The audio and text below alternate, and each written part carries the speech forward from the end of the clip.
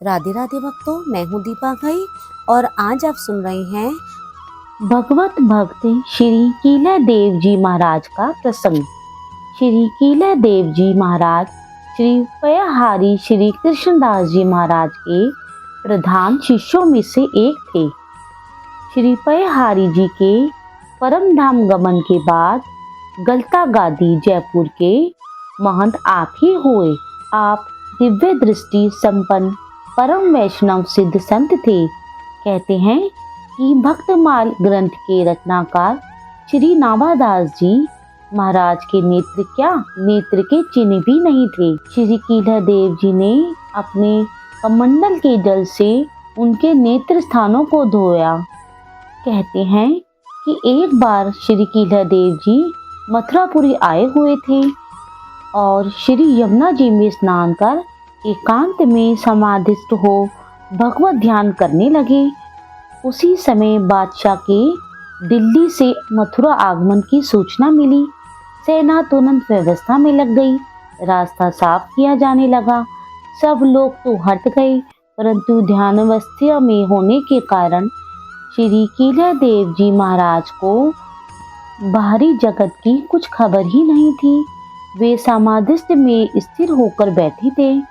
किसी सिपाही ने जाकर बादशाह को बताया कि हुजूर, एक हिंदू फकीर रास्ते में बैठा है और हमारे शोर मचाने पर भी नहीं उठ रहा है। उसने फौरन हुक्म दिया कि उस फकीर के माथे में लोहे की कील ठोक दो। हुक्म मिलते ही दुष्ट सिपाहियों ने लोहे की एक कील लेकर कीला जी के माथे में ठोकना शुरू किया, परंतु आश्चर्य, कीला देव जी तो वैसे ही शांत निर्विकार बने रहे, परंतु उनके माथे का स्पर्श करते ही वह लोहे की कील गलकर पानी हो गई। यह आश्चर्य देख सिपाही भागकर बादशाह के पास गए। बादशाह को भी यह विचित्र घटना सुनकर बड़ा आश्चर्य हुआ। उसे लगा, मैंने बादशाह की नशे में चूर होकर किसी सिद्ध संत का अपमान कर दिया है और इसका दंड भी भोगना पड़ सकता है। इसलिए भागता हुआ जाकर श्री कीला देव जी महाराज के चरणों में गिर पड़ा और बार बार क्षमा मांगने लगा। थोड़ी देर बाद जब कीला देव जी की समाधि टूटी और वे अंत जगत से बाहरी जगत में आए तो उन्हें इस घटना का ज्ञान हुआ। श्री कीला देव जी महाराज तो परम संत थे। उनके मन में क्रोध के लिए कहीं भी स्थान नहीं था। उन्होंने बादशाह को तुरंत क्षमा कर दिया। बादशाह यद्यपि श्री कीला देव जी महाराज से प्रभावित तो बहुत हुआ, परंतु मुसलमान मुल्ला मौलवियों के निरंतर संपर्क में रहने से उसने हिंदुओं का धर्म परिवर्तन कर उन्हें मुसलमान बनाने का अभियान चला रखा था। अब हिंदुओं ने मिलकर श्री कीला जी की शरण ली और धर्म रक्षा करने की प्रार्थना की। श्री कीला देव जी ने सबको आश्वासन दिया और स्वयं बादशाह के दरबार में गए। बादशाह ने श्री कीला देव जी के चरणों में प्रणाम किया और आगे से ऐसा न करने की शपथ ली। श्री कीला देव जी महाराज दिव्य दृष्टि संपन्न थे। जिस समय आपके पिता श्री सुमेरु देव जी का भगवत गमन हुआ, उस समय आप श्री मथुरा जी में विराजमान थे और आपके समीप ही राजा मानसिंह बैठे थे। आपने जब आकाश मार्ग से विमानस्थ पिताजी को भगवत धाम जाते देखा तो उठकर प्रणाम किया और पिताजी ने भी इन्हें आशीर्वाद दिया।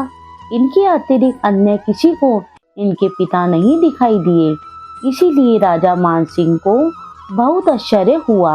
उन्होंने श्री कीला देव जी से पूछा कि प्रभु, आप क्यों उठे और हाथ जोड़कर किसे प्रणाम किया?